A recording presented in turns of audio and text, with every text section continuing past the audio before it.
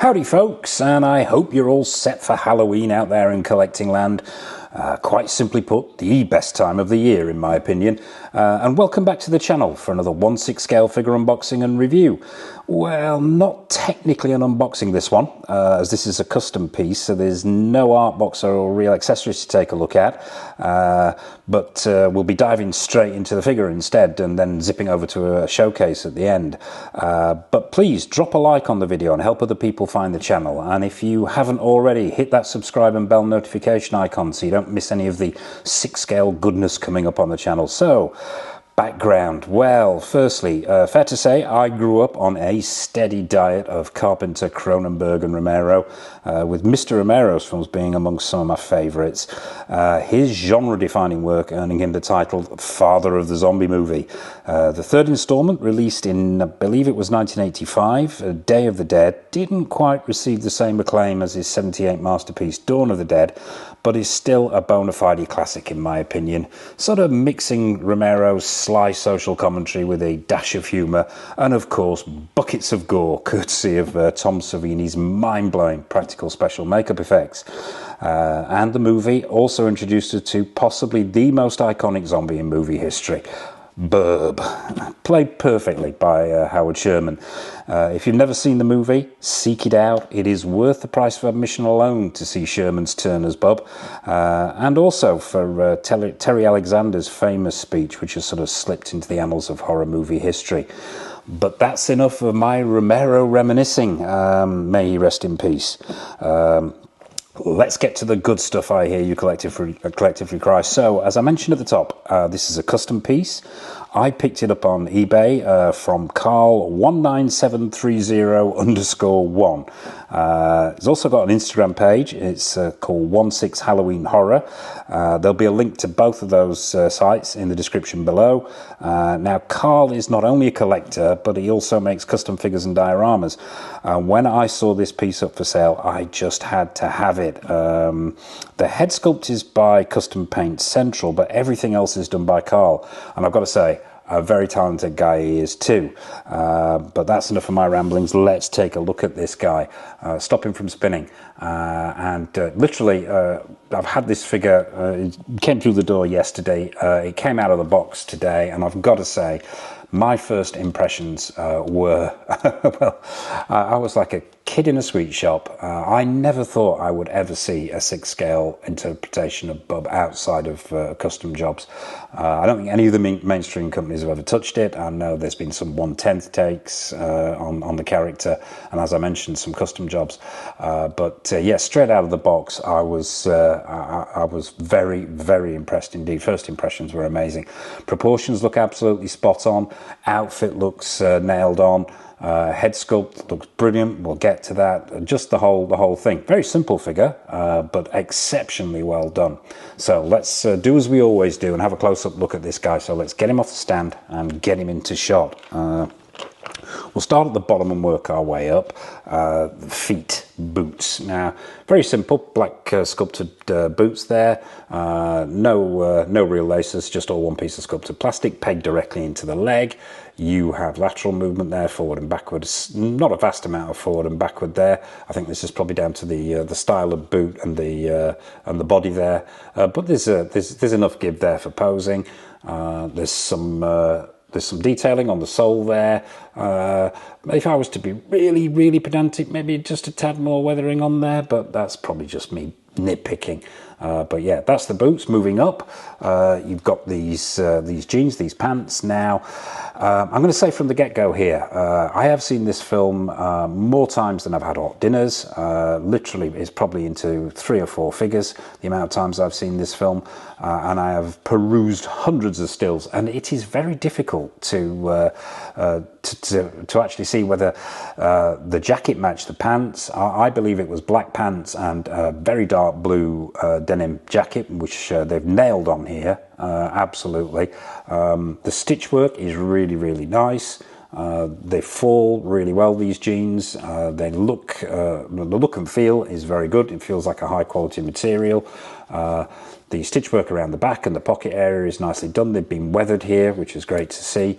Yeah, just completely on point. And Velcro fastened at the top there. Moving up we'll start with this shirt actually. I'll get this as close in as I can. Now, underneath this denim jacket, you've got the black and red checked shirt, which is once again 100% screen accurate. This is what Bub wore in the film. And what Carl's done here is dirtied up the front of this shirt really, really well. There's blood spatter on there, there's dirt, there's grime, there's all kinds of unpleasantness. I dread to think what's stained the front of his shirt, although I can imagine. And the bottom of it is ripped and torn and weathered, which is absolutely on point as well. The stitch work in that shirt, very, very nice. And the collar's done really well. Also, in the wrist area, you're seeing some cuff coming out from underneath the jacket, which is down to the length of this sleeve. Once again, absolutely screen accurate. You saw those cuffs. It was almost as if the jacket was slightly too small for him.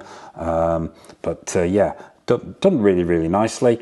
We'll check out the articulation on these knees. You have got pretty much a 45-degree bend there. They're not. There's no double bend there, but still plenty to give there. It's not one of these figures that you're going to be putting in a particularly dynamic pose anyway, simply because most of the time he was just upright and shambling around, so maybe pointing a gun occasionally, and that's about it.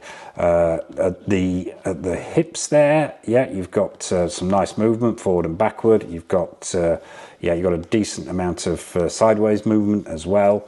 The body feels quality. It's not overly heavy, but there is some heft to it, and it just the joints feel stiff but not overly stiff, so it just it feels like there's a good body underneath here. Not sure what body Carl's used here, but I think the proportions are absolutely nailed on for Howard. But yeah, so that's the shirt. Let's take a look at the jacket.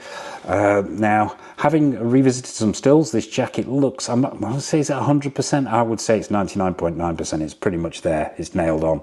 The jacket style as well, as I said before, that slightly higher waist, that slightly shorter sleeve is absolutely on point. And I think, now it's not down to the body here, I think this is it is down to how the clothing's been put on. It has that, if you look at it in profile, it looks like the chest is sticking out, which is absolutely right for the character, because Bub did have his chest stuck out for a lot of the time in the film. It's just the way he sort of carried himself, and that's reflected in the figure, which is really nice to see. Yeah, but the stitch work on the jacket is very, very good. The screen accuracy looks there to me. That dirtying up, that weathering with blood and all manner of unpleasantness down the front as well is nailed on. Around the back, it's the same story. You've got the shirt showing underneath the jacket. Once again, I'm going to say it again, screen accurate. You'll be sick of me saying that. But yeah, let's move up. Let's take a look at this chain around his neck before we take a look at the head sculpt. Now, I'll try and get this in as close as I can. All metal chain here, nice touch. And what you've got around the neck is this, what feels like a pleather. I don't know if that's pleather or leather, but there's a strap around his neck. And that is absolutely on point, because this is where Bub was attached to the wall in the lab. Yeah, that's absolutely nailed on there. I mean, if I was being exceptionally pedantic, I would say it rode slightly higher, that sort of collar that was attached to the chain. It rode slightly higher, but I can see what they've done here is, now if they can get this right into shot, it's a fixed neck head sculpt, and as you can probably see, if I can get the camera and the light to get in there, the body has been painted with the same colours and textures that the head and the hands has. But I think because it's fixed neck, if you had that, if that collar was any higher, riding any higher, you would see the seam in the gap at the top of the shirt. So I'm more than happy with that. I think it's the best compromise. I would rather have that collar a little bit lower and covering that gap than have it higher, more screen accurate, but seeing that gap, if that makes sense. But yeah, we'll get on to the texturing and the and the paint applications on the head sculpt in a second. Quick look at the hands. Now, the hands are nicely sculpted. There are fingernails on there. There's creasing in the palms, and they are painted with this same dead flesh colour and tone that the head sculpt is. Now, I'm going to say from the get-go here, and if you look at scenes and stills from the film, pictures, due to the lighting that was used in the film, Bub's skin tone could appear different shades, shall we say. I'll give an example of that. The sequence where Bub's actually trying to use a razor and is shaving his skin. In the movie, the skin tone is slightly more flesh-coloured. Earlier in the film, it's got a slightly more blue hue to it. Later in the film, it's got a slightly more green hue to it, and I think that's down to the way that the lighting was on the set at the time and how the makeup was done. So I think they've actually, and it's custom paint central here. I think to find the right compromise, I think they've done a really good job here, because the paint application, not only on the hands but on the head sculpt itself, and I'll get this in close, under different lighting conditions will come off as, sometimes it will come off as sort of grey, a grey blue. Sometimes it will come off as a slight green. And occasionally, under more warm light, you'll get flesh tones in there as well. I think they've done a fantastic job here, but we'll get this right into shot and take a look at the details. Yeah, I think the sculpt is absolutely on point. Blew me out my socks when I took this out of the box. It really did. I think they've nailed it on. That is 100% Bub, 100% Howard Sherman there. I think the expression they've gone for is absolutely brilliant, with that mouth hanging down to one side. The mouth area itself, beautifully painted. The teeth, individual teeth are picked out. It's wet in there, and it looks like there's blood on the gums and on the inside of the mouth. The texturing on the skin, absolutely on point to give it that creased and undead look, which goes down into the neck where it gets even more pronounced. The furrows in the eyebrows. Overall, I think they've done a phenomenal job here. They really have. The eyes are nice and glassy, the right shape, and bloodshot as well, if the camera's catching that. Proportions are right. Paint applications are great. I'm struggling to find an angle here where this does not look like Bub. I think that is brilliant. Let's take a quick look at the hair.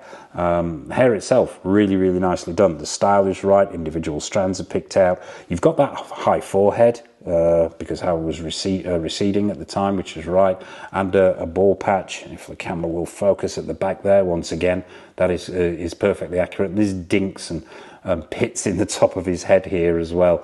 But the style is nailed on, the paint applications are right, and the sculpt is on point as well. I love this head sculpt. I think this is a phenomenal head sculpt. As I said, they're fixed necks, so you've got a certain amount of movement here, but you're not going to be going for, as I say, super dynamic poses with the head. Probably maybe looking down or off to one side, but on the whole, yeah, I think that head sculpt is a thing of beauty, an undead thing of beauty. So yeah, there you have it. That is Bub. We'll put him back on the stand and go for final thoughts, but just a quick word on the accessories. As mentioned at the top there, I swapped out the base on this. It does come with a gun. Now, as I mentioned before, I am no gun expert, and I'm not sure what this one is. I am, as I say, no expert in the gun field. I believe, although I am trying to educate myself, as I mentioned before, I'm trying to get the hang of my firearms. I believe the guns that they used in the movie were the Colt Gold Cup National Match Mark 6 Series 70. And yes, I did just read that off a piece of paper. Not a hope in hell of me ever remembering that. That's the actual working gun. They also use replicas, which was a Japanese metal replica. It was the M111A1, built by MGC. And yes, I read that off a piece of paper as well. It's a black gun. I don't know whether I don't think that's screen accurate, but I don't care, to be honest with you, because once he's gripping it, it's Bub holding a black gun, and I won't be looking at the gun anyway, to be honest with you, although it'll catch my eye. It works, and that's the most important thing. as far as I'm concerned. I am not that pedantic, shall we say. So let's get him spinning again and going for final thoughts. Just before we do that, actually, fair to mention at this point, we will be zipping over to the showcase after final thoughts on this. And I will be adding a few accessories of my own as well. Now, I absolutely love the sequence where Frankenstein introduces Bub to the tape player, and the look on Bub's face when he first hears Beethoven's Ode to Joy.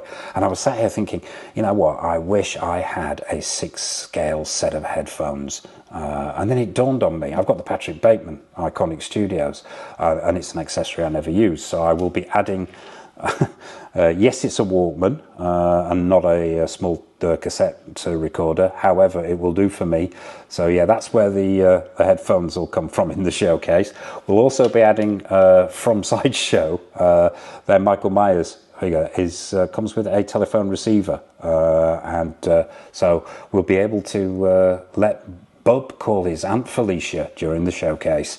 And as well, probably another piece of the Y Studios disaster that was their take on Leatherface is the severed foot. So yeah, we could use that as well. I don't know. I might not, depending on how I feel. So that's where the other accessories have come from. So final thoughts on this guy. Absolutely blown away, I've got to say. One of my favourite characters, genre-defining, iconic. Never thought I'd own it, and I'm so glad, and I'd like to say a massive thank you to Carl for parting with this and letting me become its custodian. He's made an old man's day, week, month, year. I think it's phenomenal. I absolutely love it. I think everything about it is so well done. That outfit is spot on. The head sculpt, the paint applications, yeah, it's just nailed on. I'm struggling to find anything wrong with this figure.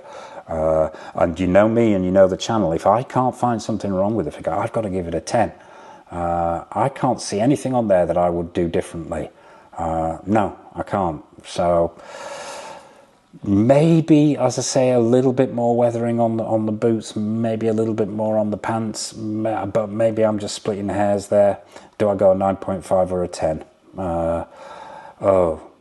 Does it really matter? I'm trying not to be influenced by my love of the character, and this is one of the hardest things in these reviews, is to be completely 100% subjective. Nobody can do that, I don't think, because it's such an iconic character. For me personally, it's very difficult to see beyond that and just having the character in the collection. But subjectively, I would give this a 9.5. Yeah. Yeah, a 9 or a 9.5. We're going to go with that. 9.5 on a good day, 9 on a bad day. I would go all in 10, but I think possibly there are some little bits and tweaks that could be done. But they're not deal breakers as far as I'm concerned. I think it's a phenomenal piece. I think Custom Paint Central have done a phenomenal job, and I think Carl's done a phenomenal job, and a massive thank you to him, as I say, for letting me take Bub under my wing. So there you have it. That is Bub from Day of the Dead. What are your thoughts on this piece? What are your thoughts on Romero? What are your thoughts on the film? What are your thoughts in general? Nothing's off menu. Please drop a comment in the comment section below. And what's coming up on the channel? Well, we've got a raft of stuff in the 6-scale world. We've got Hot Toys, we've got Caustic Plastic, we've got In Art, Premiere Toys, Susu Toys, Present Toys. The list goes on. So yeah, bags of new stuff coming in. We've got retro reviews, previews, showcases. Obviously, there's going to be a lot more episodes of Don't Make Me Choose, which is the occasional series where I take to similar or in the same genre, shall we say, action figures or statues or collectibles, stick them in a ring together, let them beat 7 bells out of each other and decide who the winner is and who the loser is. And unfortunately, the loser has to take the long walk to nowhere and has to say goodbye.